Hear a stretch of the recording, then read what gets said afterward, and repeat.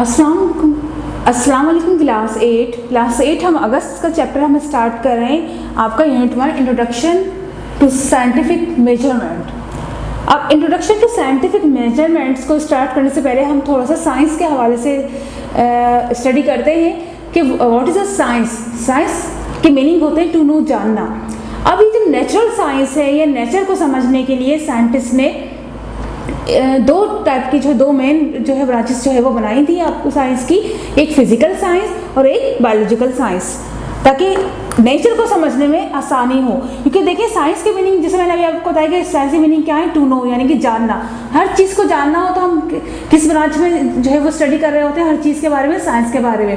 अभी साइंस की ही ब्रांचेस हैं दूसरी अदर जो कहलाती हैं आपकी, जो आप खुद भी पढ़ रहे होते हैं, केमिस्ट्री है, फिजिक्स है, और उसके अलावा दूसरी ब्रांचेस भी आ जाती हैं। इसमें सारी डिटेल जो आप क्लास 9 में पढ़ेंगे, तो वो सब चीज़ें हैं, बेसिकली साइंस की ही ब्रांचेस हैं। लेकिन इसको पढ़ने के लिए, स्टडी करने के लिए, ताकि आसान हो जाए, तो इनको वो ब्रांचेस में डिवाइड कर दिया गया है। तो इसीलिए साइंटिस्ट ने नेचर को समझने के लिए, यानी कि नेचर को की को ऑब्जर्वेशन उसकी करने के लिए, उसको मेथड से वो पढ़ने के लिए, स्टडी करने के लिए, उसको दो टाइप में डिवाइड किया है, यानी कि ब्रांचेस में डिवाइड किया है।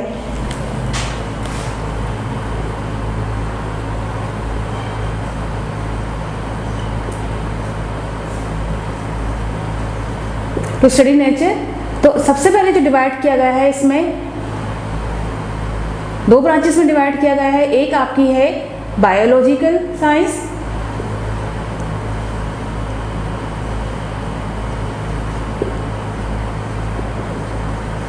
और दूसरी है आपकी फिजिकल साइंस।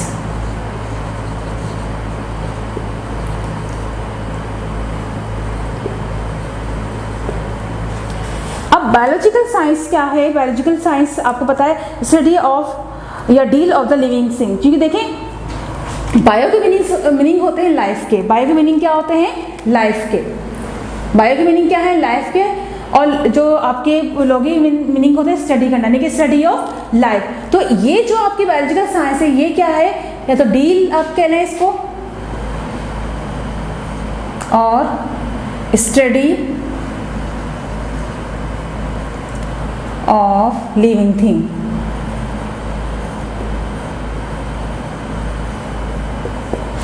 यानी बायोलॉजिकल साइंस में हम क्या करते हैं? स्टडी ऑफ लिविंग थिंग, यानी कि जो भी रिसर्च करेंगे, जो भी स्टडी करेंगे, वो किसके बारे में होगा? लिविंग थिंग के बारे में होगा। अच्छा, बायोलॉजिकल साइंस समझ में आगे होगा। अब फिजिकल साइंस क्या है? फिजिकल साइंस है the study of property and behaviour of non living thing.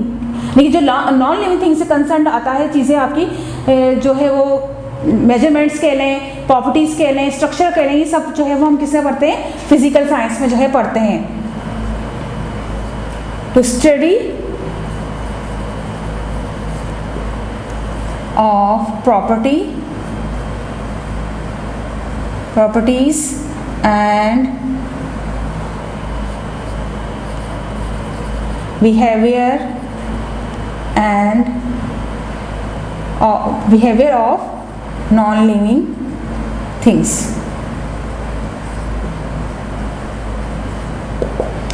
यानी कि biological science means study of living thing, जबकि फिजिकल साइंस मीन्स के स्टडी ऑफ या concern with properties and behaviour of non living thing. अब इसमें हर चीज़ आ जाती है कि मैटर भी है, उसकी क्या प्रॉपर्टीज़ हैं, स्टेट क्या है, किस तरह से वो जो बिहेव कर रहा है हीट देने पर, या जितनी भी जो मेजरमेंट्स है, वो सारे हम किस में करते हैं? फिजिकल साइंस में वो स्टडी कर रहे होते हैं।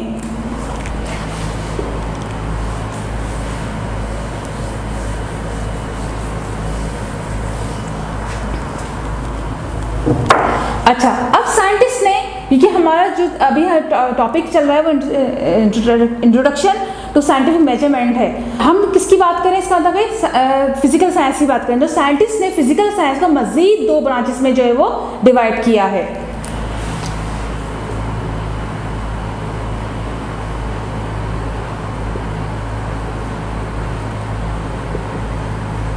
फिजिकल साइंस, इसको डिवाइड किया है आपके फिजिक्स में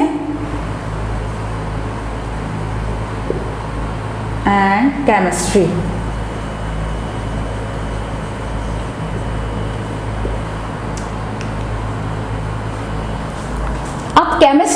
केमिस्ट्री क्या चीज़ है? केमिस्ट्री में हम स्टडी करते हैं मैटर के बारे में, मैटर की कंपोजिशन, उसकी प्रॉपर्टीज, उसका स्ट्रक्चर एटम का।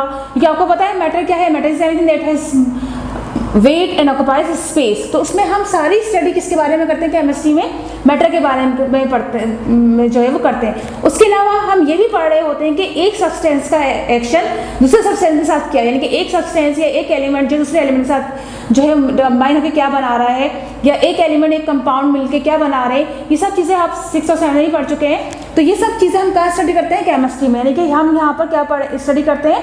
स्टडी ऑफ मैटर, अगर हम कह रहे हैं सिंपल सा तो ये कहलाता है। अच्छा, फिजिक्स क्या चीज़ है? फिजिक्स में हम जो रिलेशनशिप होता है एनर्जी का और मैटर का, देन उसके बाद लॉ है, वो सब हम स्टडी कहाँ करते हैं? आपकी फिजिक्स में जो है वो कर रहे होते हैं। ठीक है, यानी हमने क्या पढ़ा है? सबसे पहले जो नेचर को स्टडी करने के लिए साइंटिस्ट ने क्या किया था कि 2 ब्रांचेस बनाई थी, एक बायोलॉजिकल साइंस और एक फिजिकल साइंस। फिर बायोलॉजिकल साइंस में स्टडी ऑफ लिविंग थिंग, और फिर फिजिकल साइंस को मजीद 2 ब्रांचेस में डिवाइड किया, फिजिक्स एंड केमिस्ट्री में। तो अभी जो हम स्टडी करेंगे वो हम करेंगे फिजिक्स के हवाले से, जो है स्टडी हम करेंगे। ठीक है,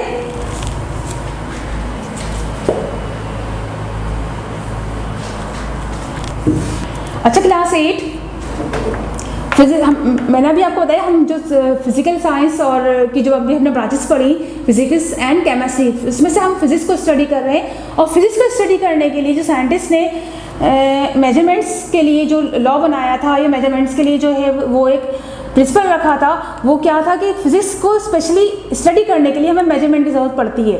तो साइंटिस्ट ने 3 फंडामेंटल ऐसी प्रॉपर्टीज़ को कहते हैं जिनको हम मेजर कर सकें। फंडामेंटल मीन्स कि ऐसी प्रॉपर्टीज़ या ऐसी जो क्वांटिटीज़ जो इजीली मेजरमेंट की जा सकती है, वो 3 क्वांटिटीज़ थी आपकी, length, mass and time. Length को भी आप मेजर कर सकते हैं, मास को भी मेजर कर सकते हैं और टाइम को भी मेजर कर सकते हैं। अब पुराने वक्तों में ज़्यादातर लेंथ को मेजर करने के लिए कोई इंस्ट्रूमेंट नहीं था, या तो वो फुट स्टेप के जरिए चल के, यानी एक स्टेप तो इतना हो जाएगा फासला, या फिर वो अपने हाथ के लिहाज से आप एक फिंगर से लेकर आपके एल्बो तक के जो है वो नापा जाता था। इस तरह से लेंथ जो है वो की जाती थी। इसी तरह मास को भी कि कंपेयर करके कि इस तरह से इसका वेट इतना हो, इसके बराबर है तो इतना हो जाएगा। फिर टाइम भी के लिए भी जो है वो शेडो को देख के, यानी कि एक वहाँ पे उन्होंने जो है वो निडल्स लगाई हुई थी कि जैसे सन की रोशनी उस पर पड़ती थी तो शेडो जो पड़ता था उसके जैसे वो टाइम जो है मेजर करते थे। लेकिन साइंस जैसे जैसे तरक्की करती गई तो साइंटिस्ट ने जो है ये फंडामेंटल 3 क्वांटिटीज़ थी, और मैंने अभी आपको बताया फंडामेंटल मीन्स के वैसी क्वांटिटीज़ जिनको मेजर जो है किया जा सकता है, वो ये 3 क्वांटिटीज़ हैं आपकी, लेंथ, मास एंड टाइम। ये बताएंगे और इन्हीं पे आपकी फिजिक्स जो है बेस करती है। ये इजीली जो है वो उनकी यूनिट्स भी हैं कि लेंथ की यूनिट क्या है, आपको पता होगा कि लेंथ को हम जो है मीटर में जो है वो सबसे से छोटी स्मॉलेस्ट है इसकी, मीटर में इसका एम से करते हैं। मास जो है आपका किलोग्राम में जो है वो मेजर किया जाता है, केजी, और टाइम जो है वो सेकंड में। इस तरह से जो है ये कहलाता है। अच्छा, ये पूरा एक सिस्टम है जिसको साइंटिस्ट ने क्या नाम दिया था? MKS system. क्या नाम दिया था? MKS system, MKS system. अब ये असल में MKS सिस्टम बिल्कुल ये 3 फंडामेंटल क्वांटिटी के लिहाज से इनके नाम रखे गए थे। आपके जो है वो MKS सिस्टम में 3 फंडामेंटल जो फंडामेंटल आपकी क्वांटिटीज उनके नाम के लिहाज से ही रखा गया था कि लेंथ जो है मीटर में मेजर किया तो M, K किलोग्राम का, और S जो है वो सेकंड हैंड टाइम का। तो ये सिस्टम भी इन्हीं फंडामेंटल क्वांटिटी को रिप्रेजेंट कर रहा है कि लेंथ, मास एंड टाइम को जो है रिप्रेजेंट कर रहा है। अच्छा, अब ये यूनिट जो मेजरमेंट किए गए थे, एक मैट्रिक सिस्टम आपका कहलाता है कि matric system of the measurement called the international system of unit, जिसको SI यूनिट भी कहा जाता है। तो इसी SI यूनिट में जो है वो लेंथ की जो है यूनिट क्या है? M है, यानी कि मीटर, मास की जो है किलोग्राम है, टाइम की सेकंड है, और काफ़ी सारे यूनिट अभी आगे और क्लासेस में आप पढ़ेंगे। तो ये एक सिस्टम पूरा साइंटिस्ट ने बनाया है कि किस तरह से, ताकि हम ईजिली जो है वो यूनिट लगा हुआ होगा तो आप इजीली पहचान सकते हैं, क्योंकि आपको पता है हम डिफरेंट छोटी यूनिट्स भी होती हैं और स्मॉलर यूनिट्स भी होती हैं, लार्जर यूनिट्स भी होती हैं। तो उसी के लिहाज से आप इजीली जो है उसको रिकॉग्नाइज कर सकते हैं। सही, तो सबसे पहले जो हम पढ़ेंगे इसमें मेजरिंग ऑफ लेंथ, यानी सबसे पहले जो हम इसमें पढ़ रहे हैं मेजरिंग ऑफ लेंथ पढ़ रहे हैं।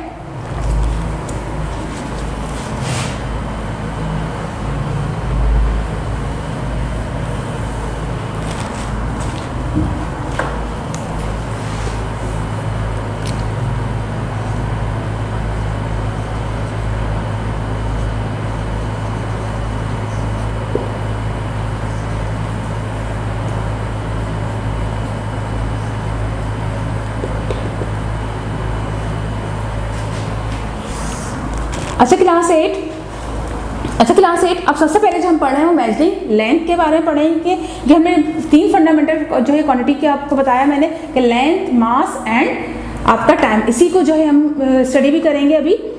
तो इससे सबसे पहले हम पढ़ रहे हैं लेंथ के बारे में। तो लेंथ का जो है वो सबसे जो है वो स्मॉलेस्ट यूनिट जो कहलाता है वो आपका मिलीमीटर और सेंटीमीटर कहलाता है। इसका स्मॉलेस्ट यूनिट क्या है लेंथ का?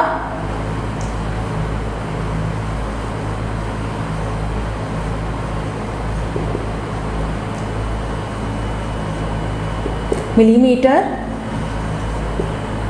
और सेंटीमीटर, ये इसका स्मॉलर यूनिट है। अच्छा, स्मॉलर यूनिट क्या है इसका? मिलीमीटर। और इसका लार्जर जो यूनिट है लेंथ का आपका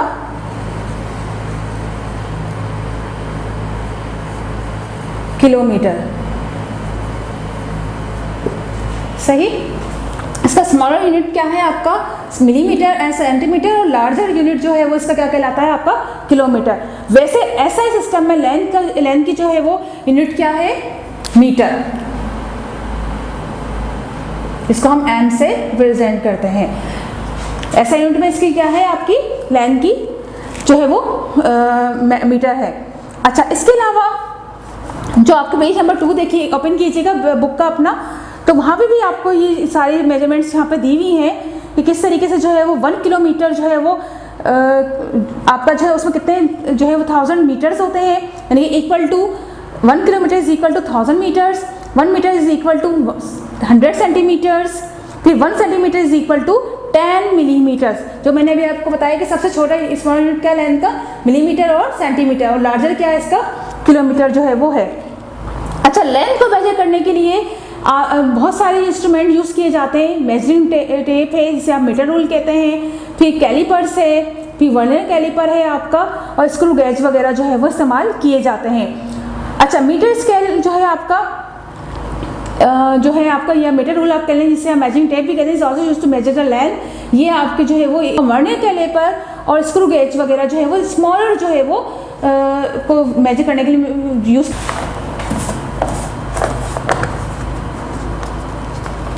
ये देखिएगा स्टूडेंट, ये स्क्रू गेज कहलाता है, इससे जो है स्मॉलर जो है वो उनके जो है ऑब्जेक्ट उनके जो है वो लेंथ जो है मालूम की जाती है। ये स्क्रू गेज कहलाता है। और ये आपका जो है वो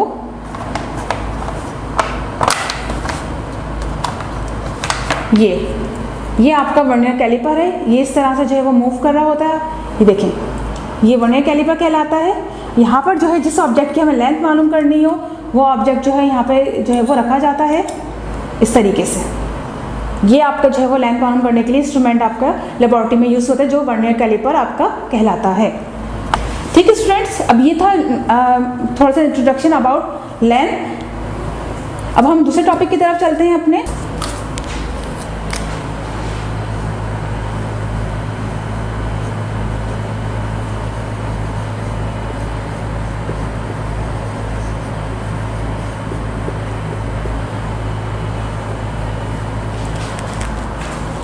अच्छा क्लास, अब नेक्स्ट टॉपिक हमारा है मास एंड वेट। ये हम पहली क्वांटिटी पढ़ चुके हैं लेंथ, अब सेकंड हमारी क्या है? मास। अच्छा, मास एंड वेट, मास और वेट क्यों नहीं लिखा हुआ? इसलिए कि मास बिल्कुल डिफरेंट चीज़ है और वेट जो है बिल्कुल डिफरेंट थिंग है।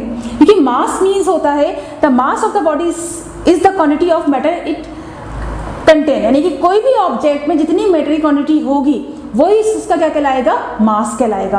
और मास की जो बेसिक यूनिट क्या है इसकी? किलोग्राम। मास की बेसिक यूनिट क्या है? किलोग्राम। देखिए student, mass means mass of a body is the quantity of matter it containing. कोई भी ऑब्जेक्ट होगा उसमें जितना मैटर कंटेन होगा उसकी क्वांटिटी क्या कहलाएगी? मास कहलाएगी। और इसका जो यूनिट है वो क्या है? किलोग्राम। इसका यूनिट क्या है? किलोग्राम।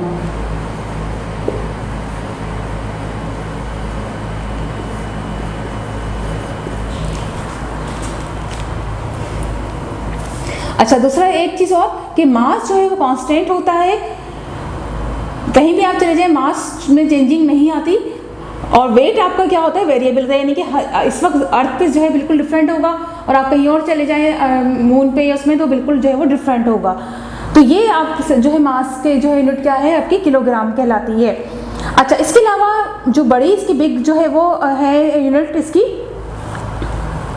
इसकी स्मॉलर यूनिट जो है वो मास की ग्राम और मिलीग्राम कहलाती है। इसकी स्मॉलर यूनिट क्या कहलाती है, क्या कहते हैं, मास की gram and milligram. Gram and milligram जो है मास की सबसे स्मॉलर यूनिट जो है वो कहलाती है। स्मॉलर यूनिट के वैसे तो इसकी यूनिट क्या है किलोग्राम, जो इसकी बिग यूनिट कहलाती है, लेकिन इसकी स्मॉलर यूनिट क्या है ग्राम और मिलीग्राम जो है वो कहलाती है।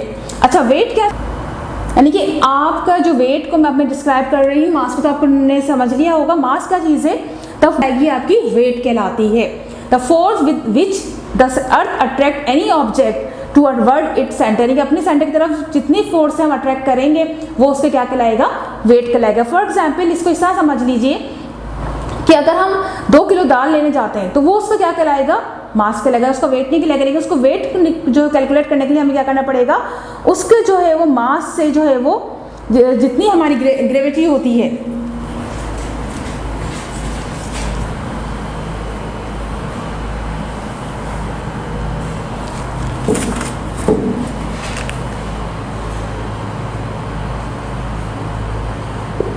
वेट को हम किस तरह से कैलकुलेट करते हैं, weight is equal to m multiply g। अब m तो यहाँ पे क्या आ गया आपके मास, जैसे मैंने बताया अगर हमने तकरीबन आपकी 2 किलो जो है वो दाल ली, 2 किलो दाल ली, तो वो आपका क्या है, वो मास है, उसका वेट नहीं है। अब ये g असल में क्या है, ये वो फोर्स ऑफ अट्रैक्शन है, ग्रेविटी से हम कहते हैं कि जिसकी से हम समय की तरह अट्रैक्ट करते हैं। ये आपको पता कितनी होती है, 10 होती है, ठीक है, 2 इज मल्टीप्लाई बाय 20। अच्छा, वेट का जो यूनिट है वो क्या है, न्यूटन। क्या है ये, न्यूटन, जिसको हम सिर्फ एन से रिप्रेजेंट कर रहे होते हैं। वेट का यूनिट क्या है, न्यूटन। मास का क्या था, किलोग्राम, और वेट का क्या है, न्यूटन। तो इस तरह से जो ये वेट और मास में जो है वो डिफरेंट आपकी डिफरेंस है।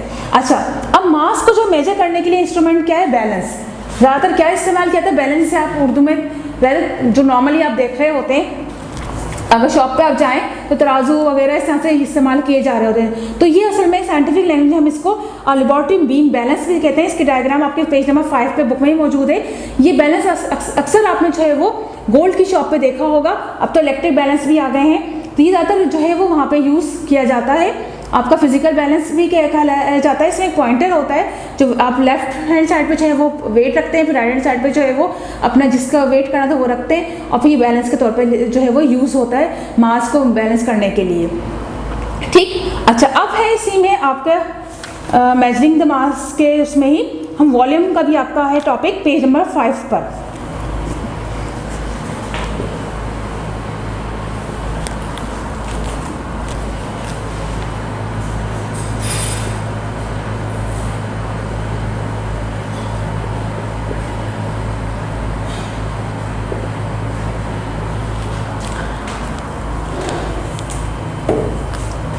अच्छा, अब अभी हमने लेंथ पढ़ लिया, फिर मास और वेट हमने जो है कैलकुलेट किस तरह से होता है वो हमने कर लिया।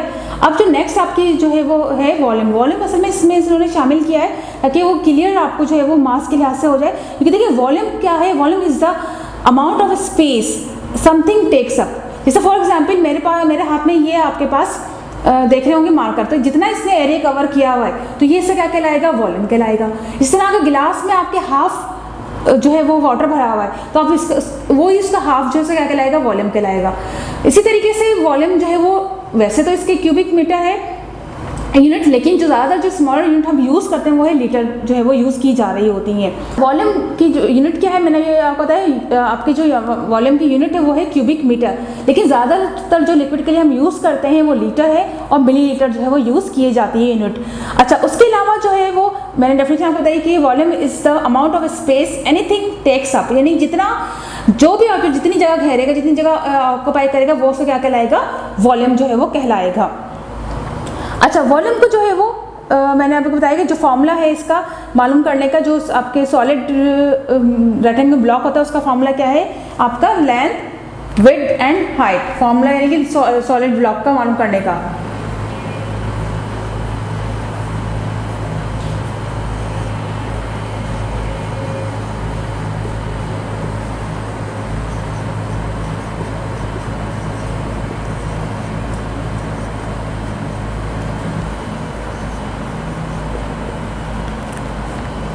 जो वॉल्यूम सॉलिड रेक्टेंगल ब्लॉक जो रेक्टेंगल ब्लॉक होता है उसको मालूम करते हैं volume of block, length, width and height, यानी कि इसको जो है मल्टीप्लाई करें तो हमें उसका जो है वॉल्यूम आ जाता है हमारे पास। अच्छा, अब जो आपके जो हम वॉल्यूम को मेजर करते हैं उसको वो जो इंस्ट्रूमेंट है वो क्या कहलाते हैं आपके, फोर मेजर करने के लिए काफ़ी सारे इंस्ट्रूमेंट है, लेकिन मेरे पास इस वक्त एक मौजूद है वो मैं आपको दिखा रही हूँ। ये आपका कहलाता है, या बुक में भी डायग्राम बनी हुई होगी, ये कहलाता है मेजरिंग सिलेंडर। ये देखिए, ये इस पर लाइनें बनी हुई होती हैं इस तरह से, इसमें जो है जैसे आप नजर आओगे इसमें अभी वाटर है तो वो जो है हम इसमें डालते हैं और इससे जो है मेजरमेंट की जाती है। देखिए लाइनें यहाँ पे बनी हुई हैं और इस तरह से इसका जो है मेजरमेंट की जाती है। ये यूज़ किया जाता है, फिर मेजरिंग फ्लास्क यूज़ किया जाता है, ये आपका मेजरिंग सिलेंडर कहलाता है। मेजरिंग फ्लास्क आपकी बुक में ही बना हुआ है, फिर पिपेट यूज़ की जाती है, बियोट यूज़ किया जाता है, वो जो है ये इंस्ट्रूमेंट कहलाते हैं वॉल्यूम जो है वो लिक्विड का जो है मालूम करने के लिए। अच्छा, उसके अलावा एक चीज़ और भी जो हम इसकी रीडिंग हम मालूम कर रहे होते हैं, ये देखिएगा स्टूडेंट्स, जब हम रीडिंग मालूम कर रहे होते हैं तो आपने देखा होगा कि लिक्विड जब हम इसमें पोर करते हैं तो इसकी जो है नीचे वाली जो लेयर वो हम जो है वो रीड आउट करते हैं रीडिंग पढ़ने के लिए। मेनिस्कस कहलाता है कि जो लिक्विड है उसकी कर्व सरफेस आ रही होती है असल में, ये देखें अब यहाँ से क्लियर नजर आ रहा होगा, तो कर्व सरफेस में हम ऊपर वाली लेयर नहीं लेते बल्कि हम कौन सी लेते हैं, नीचे वाली जो लेयर ली जाती है रीडिंग जो है वो नोट करने के लिए। अच्छा, इसमें जैसे जो टॉपिक मैं आपको यहाँ पे समझा रही हूँ, आपका ये जो चैप्टर है पेज नंबर आपका 2 से लेकर आपका है ये 6 तक है, तो इसमें साथ साथ आप टॉपिक को जिस वीडियो देखते जाएंगे तो साथ साथ आपको रीड आउट भी करना है ताकि आपको जो भी चीज़ें हैं वो आपको क्लियर भी साथ साथ होती जाए, ठीक है। अच्छा, वॉल्यूम को मेजर करने के लिए आपके जो यहाँ पेज नंबर 5 पे देखिएगा मेजरिंग सिलेंडर है, मेजरिंग फ्लास्क है, पिपेट एंड ब्यूट, ये सारी चीज़ें जो है वॉल्यूम को जो है वो मेजर करने के लिए यूज़ की जाती हैं।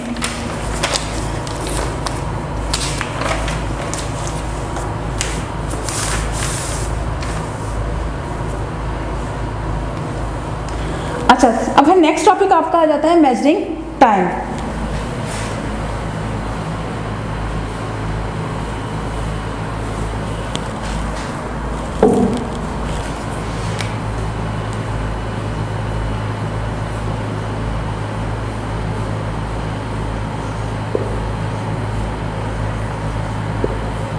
टाइम का यूनिट तो आपको पता ही है, टाइम का यूनिट क्या है, सेकंड।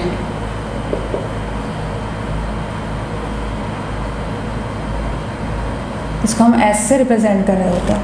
अच्छा, अब ये बात आपको पता है क्लास 8 के टाइम में जब हम कहते हैं 1 आवर, तो 1 आवर में कितने मिनट्स होते हैं, 60 मिनट्स होते हैं। 1 घंटे में कितने मिनट होते हैं, 60 मिनट होते हैं। 60 मिनट में से हम अगर 1 मिनट में कितने सेकंड होते हैं, 60 सेकंड होते हैं। तो इसी तरीके से हम जो है टाइम जो है वो कैलकुलेट करते हैं। अच्छा, टाइम को कैलकुलेट करने के लिए स्टॉप वॉच यूज़ होती है। स्टॉप वॉच में जो है वो बटन्स लगे हुए होते हैं जिसमें जो है वो आप time of starting and time of and second ये सब जो है उसमें नोट कर सकते हैं। अच्छा, उसके अलावा 24 आवर्स, पूरे दिन में आपका जो 24 आवर्स का होता है, फिर एक जो है वो आवर्स जो है वो 60 मिनट्स का होता है और एक जो है आवर्स है उसमें 60 सेकंड्स होते हैं। अच्छा, इसके अलावा मैंने जैसे स्टार्टिंग में बताया था कि टाइम पहले जो नोट किया जाता था वो उसके लिए जो है उनके पास कोई एक एक्यूरेट क्लॉक नहीं थी, लेकिन फिर ये क्लॉक जो है वो डिजिटल क्लॉक्स आ गई, काफ़ी सारी क्लॉक्स में इसमें जो है टेक्निक्स आती गई, इन्वेंशन होती गई, जिससे जो है ये इजीली जो है वो क्वार्ट्ज क्लॉक्स भी आती हैं, क्रिस्टल क्लॉक भी आती हैं।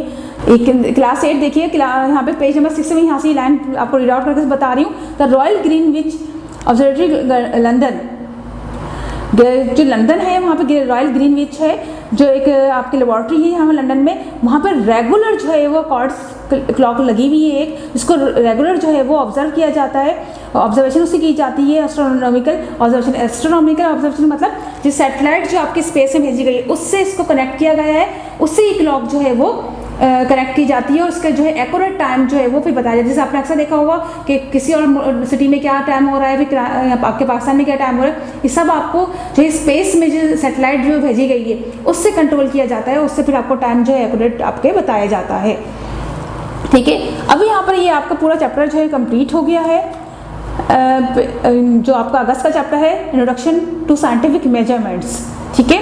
अब इसकी जो है वो आपने हाईलाइट लगानी है ताकि आप हाईलाइट कर लेंगे तो साथ साथ हाईलाइट को याद भी करना है, ताकि आपका जो है ऑब्जेक्टिव पेपर भी इसी से जो है वो आपका बनेगा। Open the page number 2। यहाँ दो आपकी हाईलाइट है पेज नंबर 2 पर, दो जो सेकंड पैराग्राफ है उसमें, the biological science deal with the living things while the physical science are concerned with the properties and behavior of non-living matter। ये दो हाईलाइट एक साथ है यहाँ पर। इसी के नीचे है the two main physical science are physics and chemistry। फिर थर्ड आपके पैराग्राफ में आइए, physics are related to the three fundamental quantities of length, mass and time। फिर फिफ्थ लाइन है इसी की कि metric system of measurements called the international system of unit SI। फिर मेजरिंग लेंथ में फर्स्ट लाइन है the SI unit for length is the metre.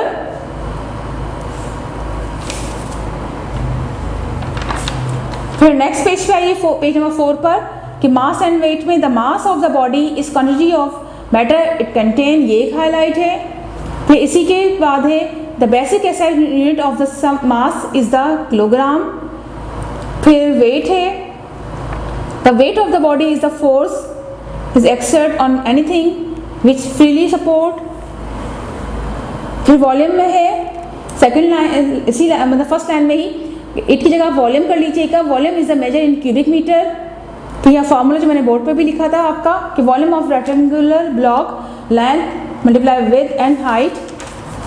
और फिर मेजरिंग द टाइम में a day is divided into 24 hours each containing 60 minutes of 60 second each. ठीक। अच्छा students, इसकी जो एक्सरसाइज है आपकी पेज नंबर 7 पे जो दी गई है वह समझ के कीजिएगा, इतनी डिफिकल्ट नहीं है, आप समझेंगे। इससे पहले यहाँ पे दिया हुआ है क्वेश्चन नंबर 1 कि then the instrument you would use to measure. अब the diameter of piece of wire किस लिए यूज़ किया जाता है, आपके स्क्रू गेज यूज़ किया जाता है उसको मेजर करने के लिए।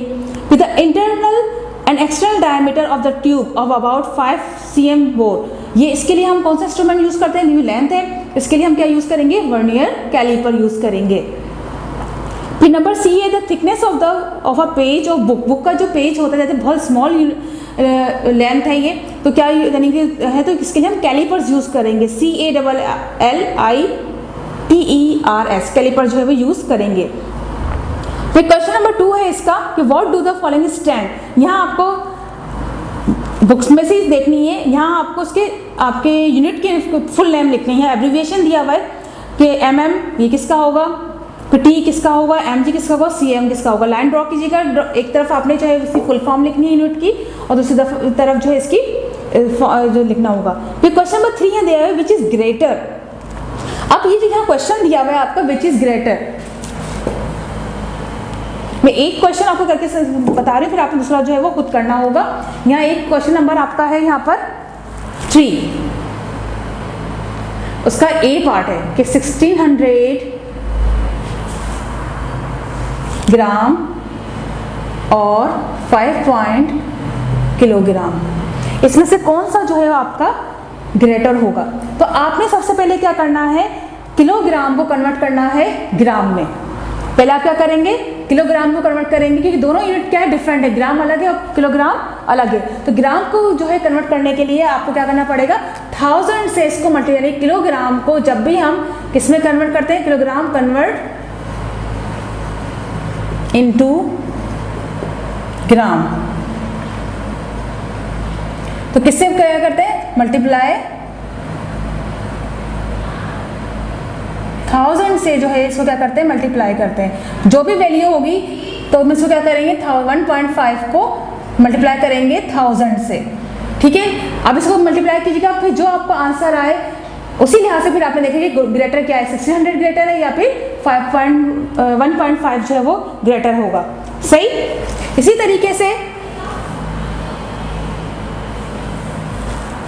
आपका इसी का B है पार्ट है 1450 मिलीमीटर या 1.3 मीटर, इसको भी आपने क्या करना है, चेंज करना होगा पहले, फिर आपने इसको देखना ग्रेटर क्या है और आपका जो है वो स्मॉलर क्या है यूनिट। फिर आ जाइए पेज नंबर 4 पे, अगर आपकी जो है वो इसका रफ वर्क भी आपने करना है सारा साथ साथ। फिर इसी तरीके से आपके यहाँ पे क्वेश्चन नंबर 4 दिया हुआ है 10, 100, 1000, 100,000, फिर 10,000 जो आपके दिया हुआ है कि which of this is the number of mg इन 1 ग्राम, यानी 1 ग्राम में कितने mg होंगे।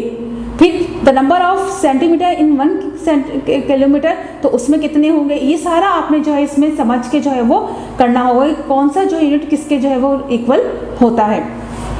5 है आपका write down the value of 1 metre in millimetre, यानी कि 1 मीटर में कितने जो है मिलीमीटर होंगे, 1.5 मीटर में कितने मिलीमीटर होंगे, फिर 1.534 मीटर में कितने मिलीमीटर होंगे, फिर 1652 मिलीमीटर इन में जो है कितने मीटर जो है वो होंगे।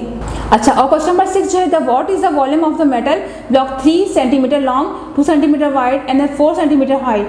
तो ये वही फॉर्मूला है जब भी मैंने आपको बताया था, उसी फॉर्मूले में आपने जो है इसको डेटा बनाइएगा और फिर डेटा बनाने के बाद इसमें सारे जो वैल्यू पुट कीजिएगा और फिर इसका जो है आंसर आपको करना होगा।